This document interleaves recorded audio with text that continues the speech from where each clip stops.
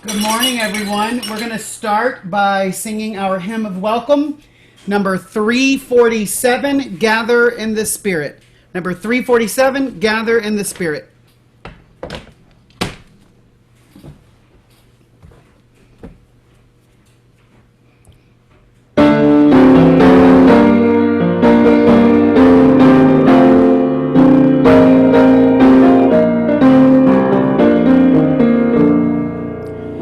Gather the Spirit, harvest the power, our separate fires will kindle the flame. Witness the mystery of this hour, our trials this light appear all the same. Gather in peace, gather in thanks, gather in sympathy now and then. Gather in hope, compassion and strength. Gather to celebrate once again. Gather the spirit of heart and mind. Seeds for the sowing are laid in store. Nurtured in love and conscience refined, with body and spirit united once more. Gather in peace, gather in thanks, gather in sympathy now and then. Gather in hope, compassion and strength. Gather to celebrate once again. Gather the Spirit, growing in all, drawn by the moon and fed by the sun, winter to spring and summer to fall, the chorus of life resounding as one. Gather in peace, gather in thanks, gather in sympathy now and then, gather in hope, compassion and strength, gather to celebrate once again.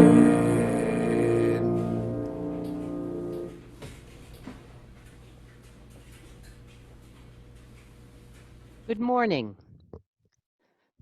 My name is Melody Levy.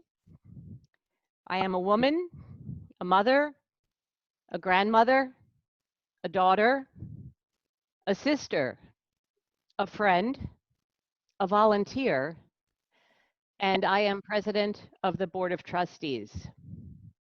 I try and embrace all of these parts in order to keep my internal scales from tipping over.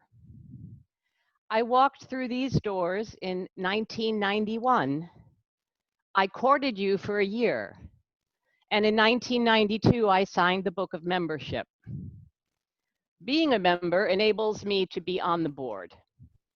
You can too. Good morning. Welcome to the Unitarian Universalist Congregation of Danbury. Thank you for joining us this morning. Together in community, we can ensure that social distancing does not mean social disengagement. Our weekly services are more than just a gathering of our bodies. It's the forming of this time, our sacred time that we get to make together. Thank you.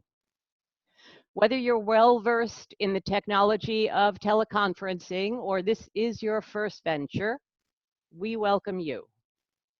Whatever the faith and traditions of your past, whatever your theological stance, whatever your heritage, whoever you are, whomever you love, we welcome you. If you are a visitor or if you would like to be knowing more about us, please check out our Facebook page, our website, and we do encourage you to share who we are and reach out to others who very well may benefit from this spiritual connection that we typically have available every Sunday morning. Again, welcome to this Unitarian Universalist congregation of Danbury. We welcome all in a spirit of compassion, inquiry, and service. Our announcements this morning of most particular interest: join Sequoia Low as the young adults of UUCD join in spirituality, social action, and conversation every Sunday morning at 12 in the Zoom room. Contact Sequoia Low for a connection to that Zoom reservation. And he has designed it for ages 18 to 25, but all are welcome. For those interested in discussing further the topic that Joe Gelati will be presenting this morning, he will be having a 1-hour Zoom meeting, July 22nd at 7 p.m. Please contact Joe at his email address, which you can find in your order of service that you had received in your email. If you're looking for something to do this summer, we will have a few coffee houses, open mics hosted by Jerry, our music director. This coming one will be July 24th and following will be August 21st. They are both on Friday evenings. They both start at 7. You can wander in and share something that's special to you, a poem, a song, or you can just be in the room, so to say, and appreciate all of the talent that we do have. Thank you. And now I will pass this along to Tony DeFabio for our opening words this morning. Thank you. Good morning. The following reading is from Thich Nhat Hanh's Living Buddha, Living Christ, Touching the Water Within the Waves. That treasure of happiness, the kingdom of heaven, may be called the ultimate dimension of reality. When you see only waves, you might miss the water. But if you are mindful, you'll be able to touch the water within the waves as well. Once you are capable of touching the water, you will not mind coming and going of the waves. You are no longer concerned about the birth and death of the wave. You are no longer afraid. You are no longer upset about the beginning or the end of the wave, or that the wave is higher or lower, more or less beautiful. You are capable of letting these ideas go because you have already touched the water. And now please join Michael in our chalice lighting affirmation.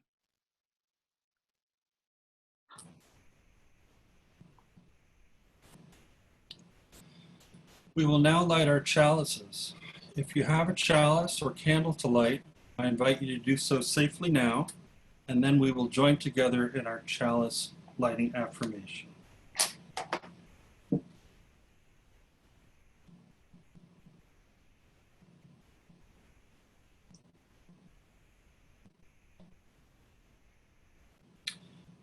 Love is the spirit of this congregation, and justice is its light. This is our covenant, to dwell together in peace, to seek and speak the truth in love, to help one another and celebrate life. Now is our time for shared milestones. I invite you to acknowledge and honor in community the joys, sorrows, and concerns that you bring with you to worship today by sharing in the chat window.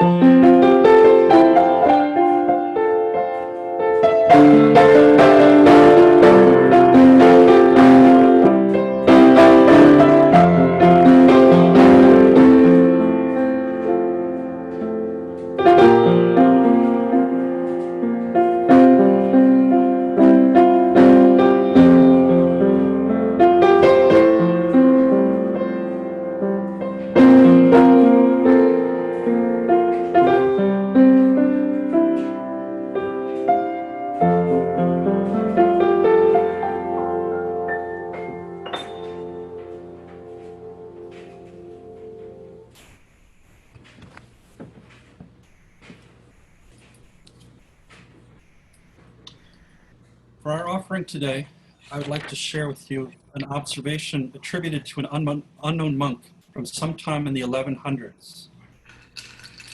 When I was a young man, I wanted to change the world. I found it was difficult to change the world, so I tried to change my nation.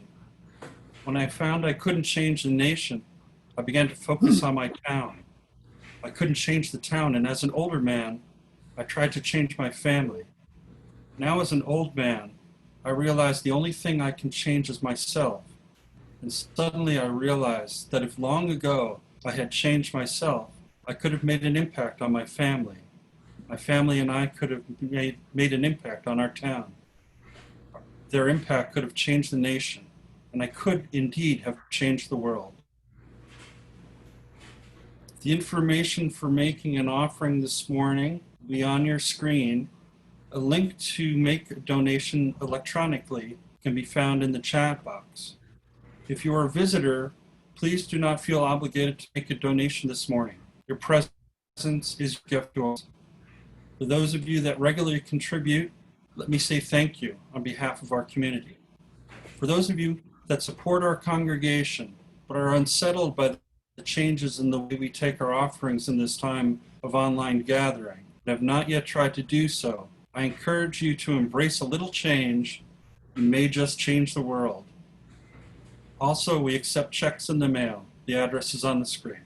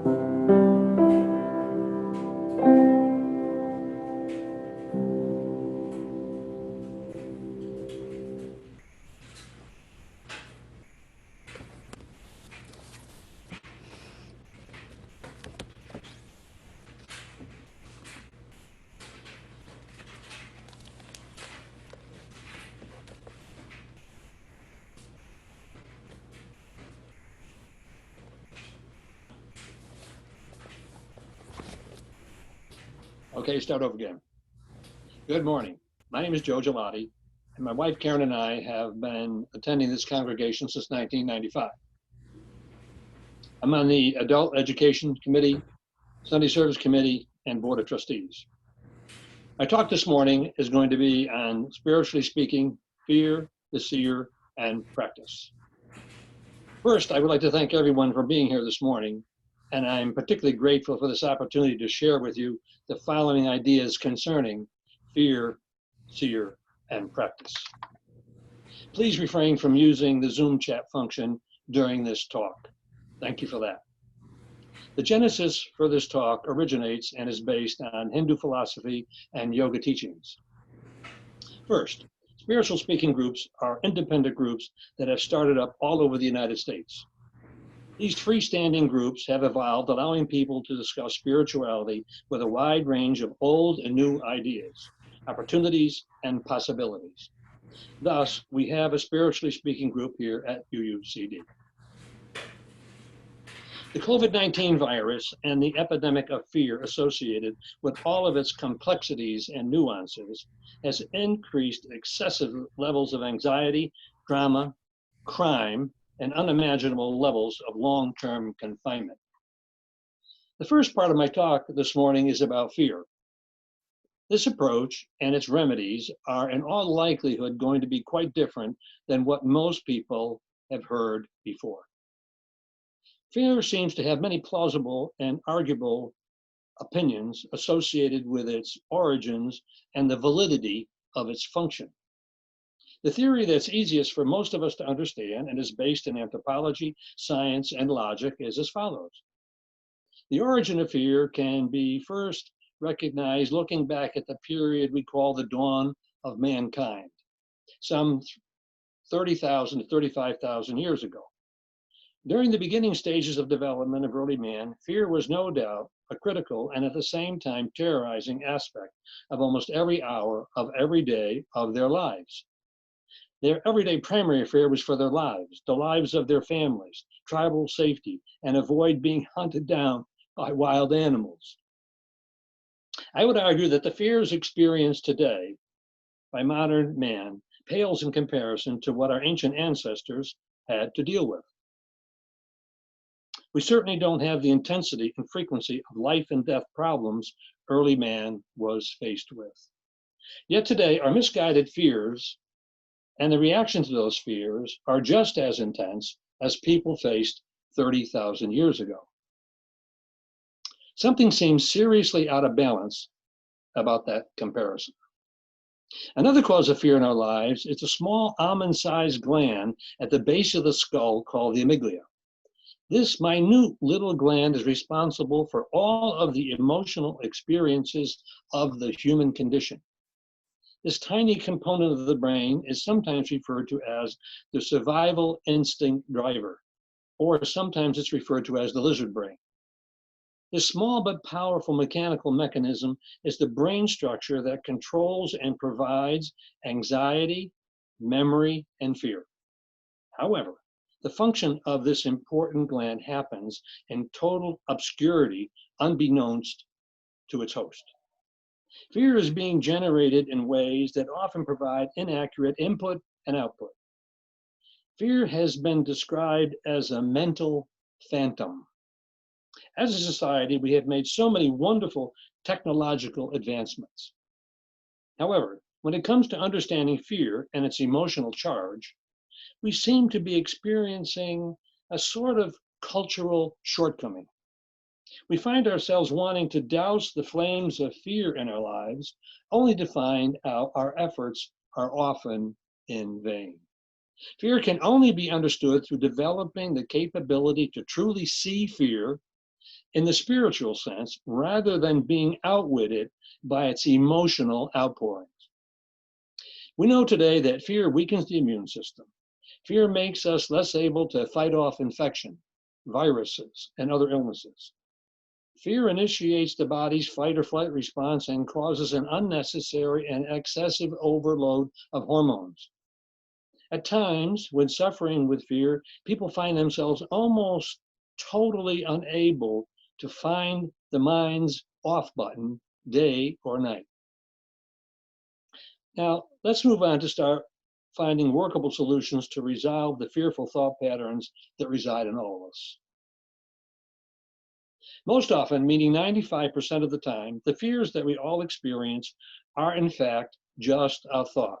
Imagine, just a thought. When we scrutinize our thoughts factually, our fears are almost always completely unjustified overreactions. Fears are misguided thoughts that manifest themselves in the form of unrealistic future expectations, or perhaps feeling that the many difficulties we experienced in the past will somehow replicate themselves again, causing the same level of disruption that they did once before. It's often difficult for us to remember how these back and forth fearful thoughts function. However, the past does not equal the future. Consider the following quote: "Nothing in this world can trouble you as much as your own thoughts." As much as your own thoughts. We hear this idea, but we seem to have difficulty understanding the complete essence behind the words. What's a person to do in order to create a much needed course correction and mitigate fears in their life? How do we begin to possibly cope with this often repetitive and confused state of consciousness? We have some profound advice from Albert Einstein and the way he approached and understood in-depth consciousness. Quote, "You cannot solve problems from the same level of consciousness that helped create it." Or it's often said this way: "You cannot solve a problem by using the same brain that helped create it." Yet, the majority of mankind thinks that we can use the same brain, that is to say, through the same thinking process, to provide emotional solutions to fear. And therein lies the trap. When one attempts to work on the human disruptive thinking process, there are no quick or overnight solutions or easy answers. Beginning the process of conscious awareness at the deepest spiritual level is a complete mystery to most people. Since ancient times, and in the Hindu and Buddhist teaching, we often come across the term seer. Seer means to fully understand and to see the true reflections of the mind at its deepest and full understanding, and to see the true reflections of the mind and at the deepest and most insightful spiritual levels. The seer is able to avoid life's emotional triggers and is able to observe all of the mind's turmoil, fear, drama, and all of the other painful mental dysfunctions we all experience. The seer develops an intuitiveness to recognize the joy of life and possesses the ability to remain peaceful and to remain present at will. With practice, these concepts can and will become self-evident to the true seer under all circumstances. These deep spiritual understandings do occur incrementally. However, there must be a start point. My yoga teacher of 30 years, Reverend Swami Satchidananda, gave a simple but concise explanation that helps students understand, at the highest levels of reflection and conscious awareness, how to become a seer. Thus, how to awaken, how to learn to be your own witness, and to begin to understand the trappings of fear and negative thought. His guidance helped many people to see how different types of high intensity emotions can flare up and can get so intense when not observed. Thus, the net result causing exceptionally high levels of drama and unnecessary pain. This is when a bundle of emotional reflexes can get turned into verbal and mental chaos. This then causes people, in varying degrees, excessive turmoil in their daily lives. Emotion and uproar, which can further cause short-term and long-term residual pain and suffering. This pain and suffering can carry on for days, months, or years, and sometimes can cause self-inflicted personal problems that never get resolved. He has also helped his students understand the fact that we possess incredible personal powers of self-observation. Incredible personal powers of self-observation. Not surprising, this secret has eluded most of mankind. What we have failed to realize is the fact that we all have a mysterious entity of reflective awareness provided to us by our higher state of consciousness. Of course, we do get to see many of the mundane experiences in our daily life that do have a low intensity of emotions associated with them. What we're talking about here is the perceptive and reflective capabilities of the spiritual and metaphorical mind mirror that we all possess. This is our only meaningful means of finding permanent true peace and happiness, equanimity, and spiritual well-being in our lives under all circumstances. Without it, we cannot truly distinguish between the real and the unreal, the darkness of our own ignorance, and the light of true wisdom that glows within each of us. Not understanding and utilizing this extraordinarily important instrument leaves us lost in thinking. It leaves us unable to possibly begin to reflect or understand the probability of reaching higher levels of consciousness. This simple yet profound wisdom and insightful message suggested by Swami Satchidananda is as follows. Imagine a person can now begin to understand that he or she has a sort of a built-in spiritual mind mirror, if you will, available at his or her highest level of consciousness. However, this internal reflective superior mechanism is inherently flawed and dysfunctional. You could think of it this way. Suppose this mirror was found to be curved, convex, concave, or cracked. Or perhaps the metaphorical mind mirror is veiled in a dark curtain of basic ignorance. How then can it possibly reveal an accurate reflection? How then could it reveal in a person's life the highest level of spiritual awareness? It cannot. It denies a person the ability to witness their lives as it is unfolding and acting out in front of them under all circumstances. The reflective capabilities become obscured, unusable, and misunderstood. And then finally irrelevant, to the detriment of a person's emotional life and overall well-being. Unless and until this form of superior conscious reflection becomes cleaned up, straightened out, or repaired, if you will, it remains disguised. Left unattended, this formidable and influential entity is unserviceable without appropriate corrective action. The accurate reflection of its own behavior and emotions occurring in front of the limited observing mind is now non-existent. The mind is now incapable of seeing itself at all times. The mind, in many instances, cannot see its unstable emotions, unwitting knee-jerk reactions, and its intense personal problems when they blow up. A person is oblivious to the remarkable spiritual solutions available to them at the deepest levels of understanding. The key point to remember here is that the mind cannot correct or understand what it cannot see. What can we do? Learn to straighten out or clean up the spiritual mind mirror. How? With practice. When the mind mirror is fully realized, the spiritual seeker, the people who want more truth, compassion, balance, and true meaning in their lives will become liberated and ultimately find their way. We can learn to turn on the high beam lights of the mind to see fear and turmoil for what they really are.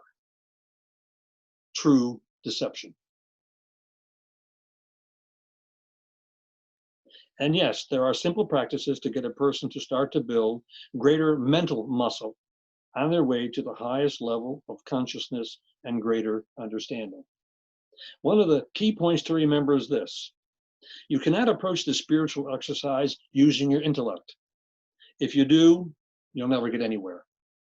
A person learns instead to see and experience rather than try to analyze using only their very limited mental capabilities. Eckhart Tolle is quoted as saying, "The best teachers are those who tell you where to look, but don't tell you what to see." The Buddha said, "The person who masters him or herself through self-control and discipline is truly undefeatable." There is hope, After hearing this message, some of you may want to consider a reset of the off button on your sometimes fearful and frantic thought processes. If so, please consider the following helpful pointers. 1. First, begin by fully being aware, whenever possible, of your physical movements around your home. Watch yourself. That is to say, watch your thoughts. Concentrate on walking up and down the stairs. Watch each step. Concentrate on washing your hands, brushing and flossing your teeth, turning on and off a light switch, and any of the other routine mechanical functions you perform daily. This focusing of your attention can temporarily stop the mind. It can then, for a moment, if only a moment, give the mind some relief. Take it out of thought and allow the mind to settle into the present moment. 2, practice sitting for 5 or 10 minutes in a quiet place in your home, morning or evening, whichever works for you. Begin learning to watch the relaxed movement of your breath as much as possible. If your mind wanders, and it will, gently bring it back again to the breath. When practicing this technique, be sure to do it without any expectation.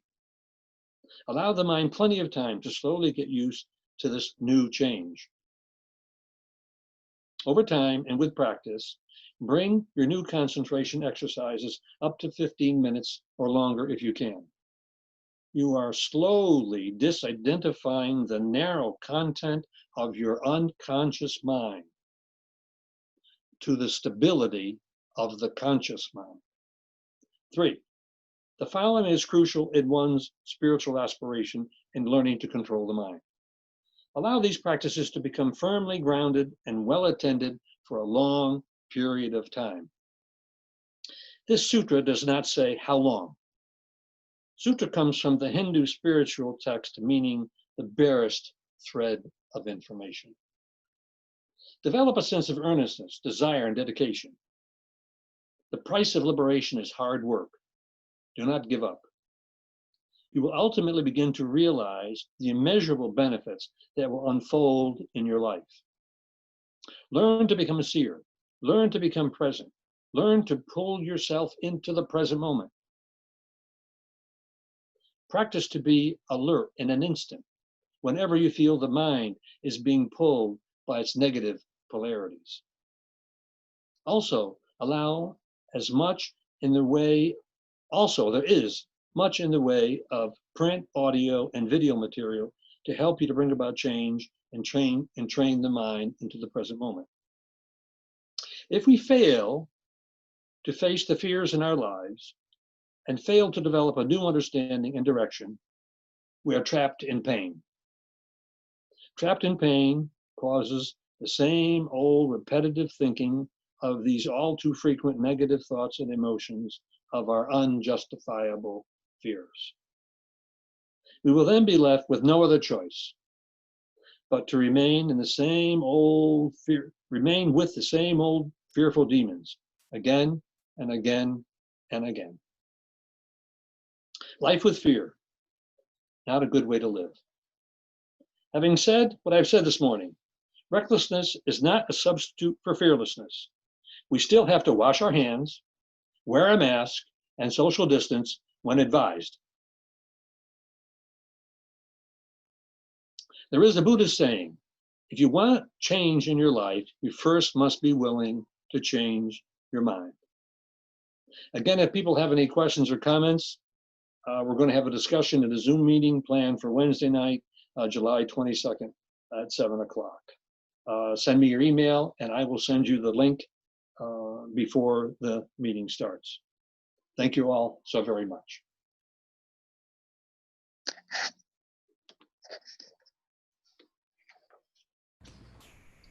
Now is the time for our guided meditation.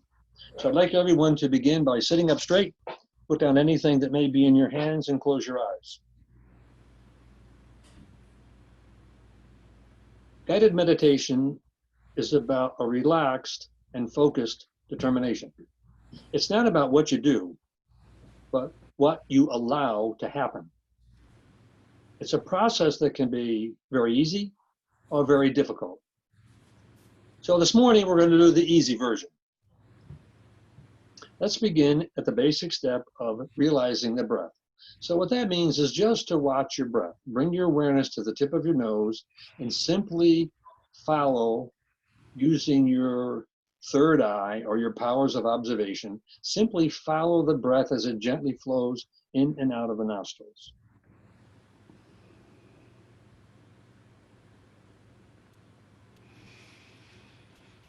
The watching of the breath over time dislodges the mind from thought temporarily. The mind will wander, but just gently bring your awareness again back into the breath. Watching the breath, slow, gentle movement.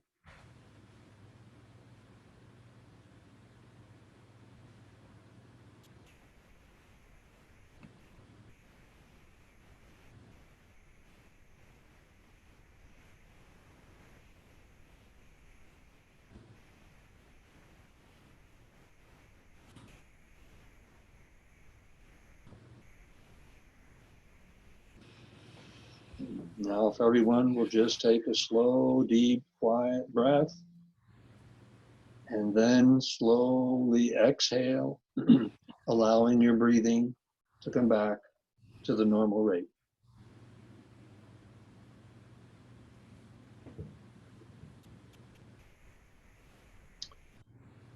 Now, will you join us in hymn number 123, Spirit of Life?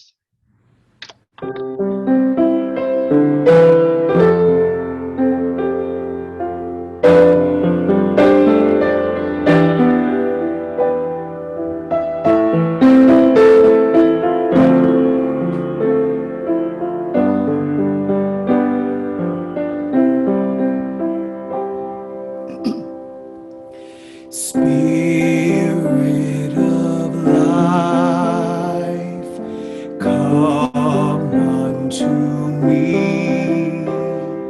Sing in my heart all the stirrings of compassion.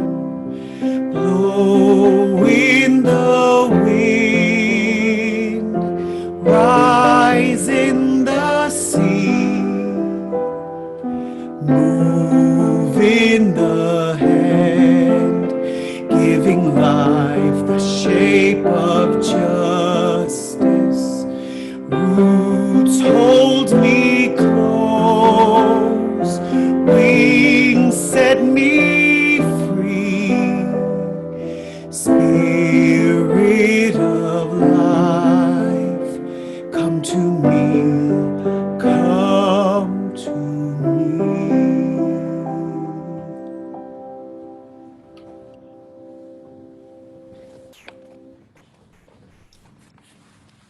Now it is time for us to extinguish the chalice.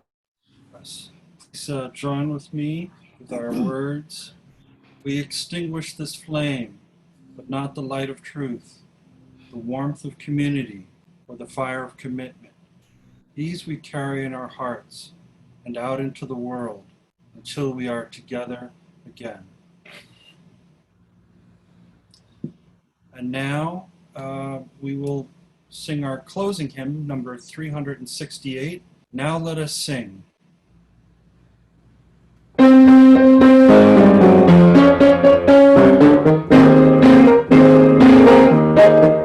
Now let us sing, sing to the power of the faith within. Sing to the power of the faith within. Lift up your voice, be not afraid. Sing to the power of the faith within. Sing to the power of the hope within. Sing to the power of the hope within. Lift up your voice, be not afraid. Sing to the power of the hope within. Sing to the power of the love within. Sing to the power of the love within. Lift up your voice, be not afraid. Sing to the power of the love within.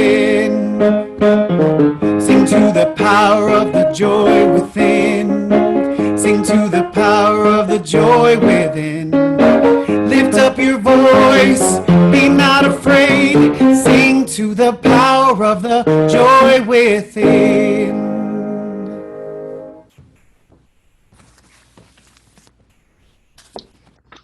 Our closing words this morning come from Wisdom from the World's Religions, Buddhism, number 595 in our gray hymnal titled Free from Suffering. May all sentient beings be well and enjoy the root of happiness, free from suffering and the root of suffering. May they not be spared from the joy beyond sorrow. May they dwell in spacious equanimity, free from craving, fear, and ignorance.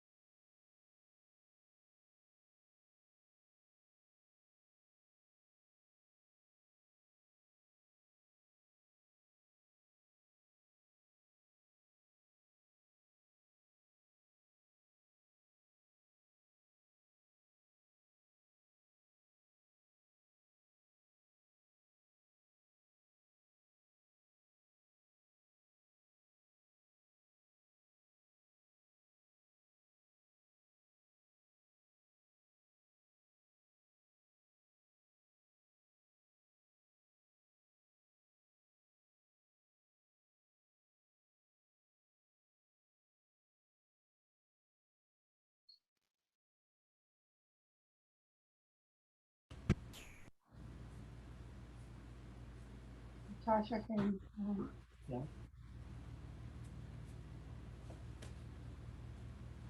Was I muted? Yes. Yes. It was short. I'll play it again. Sorry about that.